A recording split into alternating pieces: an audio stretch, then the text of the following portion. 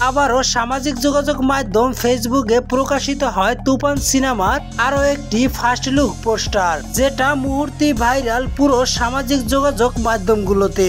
তুফান সিনেমায় সুপারস্টার শাকিব খানের যে দুটি লুক থাকতেছে এমনই একটি ইঙ্গিত দিতেছেন পরিচালক রায়হান রাফি।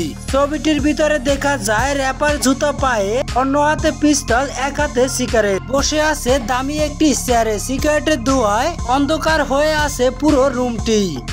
পোস্টারটি দেখলেই বোঝা যায় 90 শতকের সেই কুখ্যাত গ্যাংস্টার। জানা যায় এখনো চলছে তুফান সিনেমার অ্যাকশন দৃশ্যের শুটিং। খুব শীঘ্রই বড় একটি চমক আসতেছে তুফান সিনেমার। এই তুফান সিনেমার মাধ্যমে বাংলা চলচ্চিত্রের ইতিহাসে বিরল একটি ঘটনা ঘটে যাবে।